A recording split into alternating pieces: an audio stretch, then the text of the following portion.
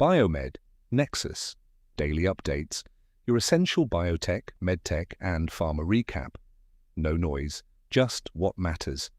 TLDR Capricor says the FDA is willing to review an amended Deramiocel BLA and to extend the August 22 PDUFA date once the amendment is received.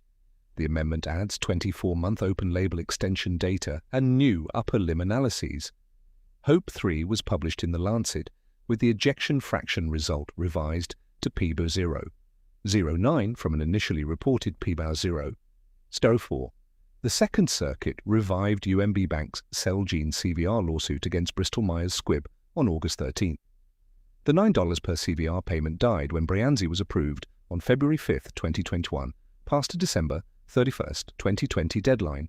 Reuters puts the aggregate near $6.4 billion. Silence Therapeutics closed an upsized offering for about $2.01.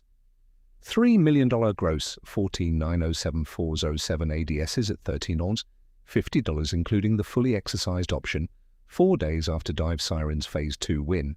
Sky Bioscience and Redex Pharma will combine into Fibex Therapeutics with about $125 million in financing, led by Abingworth. Existing Sky holders keep about 38%, and the deal closes in the fourth quarter.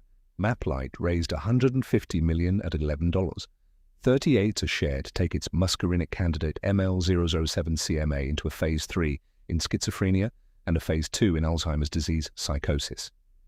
Novo's Wegovy pill logged about 3,000 weekly US scripts against 38,928 for Lilly's Foundayo in the week of August 7 per IQVIA data cited by Citi and reported by Fierce Pharma. Novo's obesity share was 39.9% to Lilly's 61%. Executive takeaway: we said Friday that Monday we would start counting who holds the binaries. So here is the first line of the ledger, and it is not the entry we expected, a binary that did not resolve at all. The FDA has, on Capricor's account, agreed to read more data rather than rule on August 22, and the market paid roughly 70% overnight for that deferral per market reports. Nothing about Deramiocel's efficacy changed on Friday.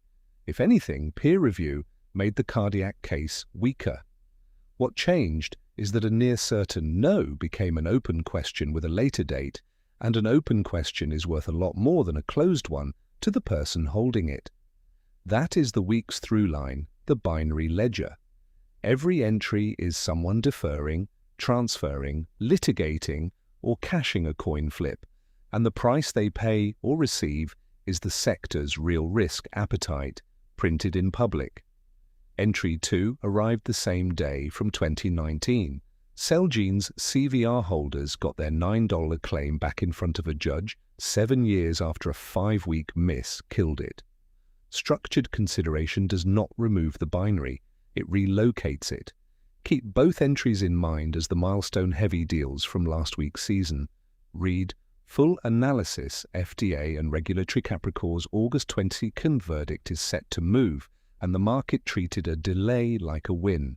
Capron, its second quarter call, Chief Executive Linda Marban said Capricor will amend the Deramiocel BLA with 24-month open-label extension results from HOPE-3 and new analyses focused on the upper limb primary endpoint, and that the FDA has indicated it is willing to review this amendment and, upon receipt, to extend the PDUFA action date accordingly. The FDA has not confirmed that publicly, and the length of any extension was not given. The same release disclosed that peer review at The Lancet left the upper limb primary endpoint at p-0, C029, while the ejection fraction secondary slipped to p-0, 0.9 from an initially reported p-0. 0.4, which is a problem for the cardiomyopathy question, the July 30th panel voted 3-9 against, and an argument for moving the file onto the endpoint the panel liked better. Shares roughly doubled at Friday's open per market reports from $4.21 to around $7, still far below the pre-panel level near $20. Cash was $237 in dollars at June 30th.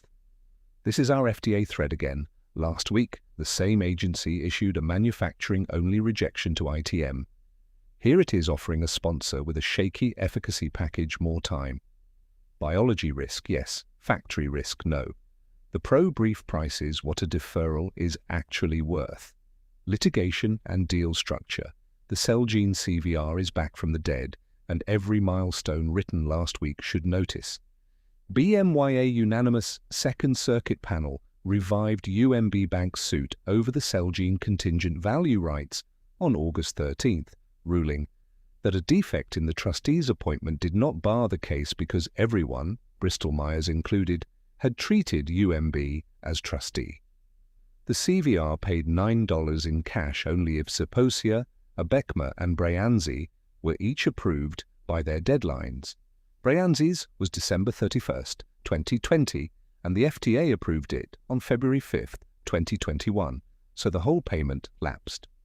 Reuters puts the aggregate near $6, $4 billion. The trustee alleges Bristol-Myers left mandatory information out of the initial filing and did not have its plants inspection ready. The company did not comment on the ruling. Judge Furman had dismissed twice on the appointment issue. The case now goes back to him on the merits. Read this next to Sangamo's auction, where PTC pushed $100 million of the Fabry price into FDA contingent milestones. The buyer of a binary gets to hold it, and the seller keeps a claim on how carefully it was held. Capital Markets Silence won its coin flip on Tuesday and sold $201 million of the winnings by Friday. SLN Silence Therapeutics closed an upsized public offering of 14,907,407 ADSs at $13.50, about $2.13 million gross, with the underwriter's option on 19,444,444 ADS fully exercised. The deal was launched at $150 million and priced at $175 million on August 12th, 2 days after Divesiren met its Sanrico Phase 2 endpoints in polycythemia vera. Bookrunners were Jefferies, Morgan Stanley, Cantor, and William Blair. For the ledger, this is the right tail entry. The holder of a binary that paid out immediately converted part of the win into permanent capital, funding a Phase 3 that starts in the first half of 2027 against rusfertide, whose FDA decision lands this quarter. Zealand sold its rusfertide royalty before that verdict. Silence sold equity after its own. Both cashed certainty, only one had to wait for it. Fibrosis and reverse mergers. Abingworth and Redmile just built a fibrosis company out of 2 subscale biotechs and $125 million. Sky Bioscience and Redex Pharma will combine into Fibex Therapeutics, a NASDAQ-listed company backed by about $125 million in aggregate financing, a roughly $68 million PIPE, a $36 million Series A, led by Abingworth, and an equity line of up to $22 million from a Redmile affiliate. Pro forma, existing Sky holders keep about 38%, Redex holders about 46%, 17%, and the new money about 48%, 45%. The lead asset is RXC008, a gut-restricted pan-ROC inhibitor for fibrostenotic Crohn's disease with Fast Track into Phase 2 this half, with top-line data in the second half of 2028. RXC007 zelasudil has finished a Phase 2 in IPF. Lisa Anson, ex-AstraZeneca, runs it from Alderley Park. Close is expected in the fourth quarter, with runway through 2029. Column 2 of the barbell count specialist creation vehicles just added an entry, and the 38% left to Sky's public holders is the price of arriving at the table with no cash. Obesity, the Wegovy pill has a volume lead and a ceiling. Foundayo has a slope. NVO, LY Fierce Pharma's oral GLP-1 tracker, built on IQVIA data cited by Citi, put Novo's Wegovy pill at about 16,300 weekly US prescriptions in the week of August 7th versus 38928 for Lilly's Foundayo. Those are analyst-reported figures, not company-confirmed. The pill's weekly count has bounced between roughly 14,700 and 17,200 since mid-July, and oral semaglutide has held at 30 to 35% of all Wegovy scripts, while Foundayo has roughly doubled from 19,830 in late June. Overall obesity share, per the same data, sits at 39, 9% Novo to 60, 1% Lilly. This does not change our standing call. Lilly's lead on the current generation is intact. Foundayo is a $98 million line inside a $23 billion quarter, and the pill fight is a share of a share. The line worth watching is the ceiling, because if oral semaglutide is cannibalizing the injectable rather than expanding the class, Novo's best launch by volume is also its most expensive. Quick Hits MapLight raised $150 million at $11.38 a share to fund ML007CMA through the Zephyr 2 Phase 3 in schizophrenia and the Vista Phase 2 in Alzheimer's psychosis per its release, and is winding down preclinical work to pay for it, per Fierce Biotech. That is the best-funded muscarinic challenger to Cobenfy, aimed at both indications where Bristol Myers has stumbled or slipped. 10 PBMs, including CVS, Express Scripts, and OptumRx, committed to display TrumpRx prices in their real-time benefit tools per a PCMA release. Abcuro raised a $66 million Series C to run a new Phase 3 of ulviprubart in inclusion. Body myositis, after its Phase 2-3 missed in the broad population, per Endpoints News. Biospace reports newly released EU documents cite serious breaches in the pivotal Tavneos study. Our call that the evidence base was unraveling stands. BioCryst is ending internal discovery, per Fierce Biotech, and shareholders of tissue healing company AMS approved its sale to H.B. Fuller, per MedTech Dive. In today's full analysis, be sure to read the full article for all the details, including the full Deramiocel timeline and the HOPE-3 Lancet endpoint table, including what moved in peer review, how a major amendment resets a PDUFA goal date, and what to watch for from the FDA. The Celgene CVR term sheet, the 9 trigger, the 3 drugs, the deadlines, and the 5-week miss deal tables for Silence's 201 DOM. 3 million offering and the Fibex combination, plus the weekly oral GLP-1 script table. Read the full breakdown the week in review. Last Monday, Replimune's Tudrikev won on the 3rd try. Curium bid up to $8 billion for Lantheus's radiodiagnostics. The through line was set, infrastructure over pipeline. Tuesday, Siona's Cyan 719 missed, Tenax's Level missed, Silence's Dive Siren won. The left tail and the right tail on one morning. Wednesday, the FDA rejected the factory, not the drug. ITM's manufacturing only, CRL and Scholar Rock's fill finish surgery to protect September 30th.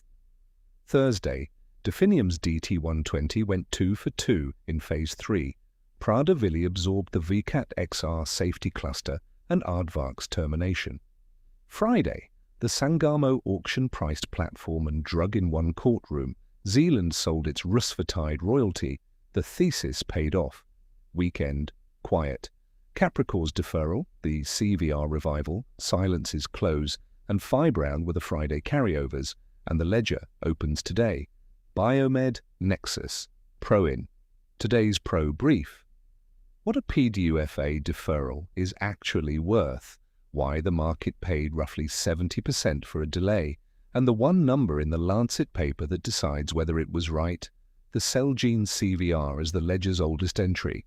The clause every milestone written last week is now missing, and what to demand in the next one, the right tail cash out, and the creation vehicle, how Silence and Fibex fit the barbell count, and what the 38% left to Sky's holders tells you about the price of arriving without cash, plus the full Catalyst calendar with August 22 restated, and 3 new entries upgrade to unlock institutional analysis. The ledger opened with a coin flip the FDA agreed not to call, and a coin flip a court agreed to re-examine 7 years late. Both tell you the same thing. A binary is never really gone, it just changes hands. What are you watching? Reply to this email. Read Full article sponsorship slots for 2026 are limited. See packages and pricing. New Biomed Nexus signals. Weekly sales intelligence for life sciences BD teams. Learn more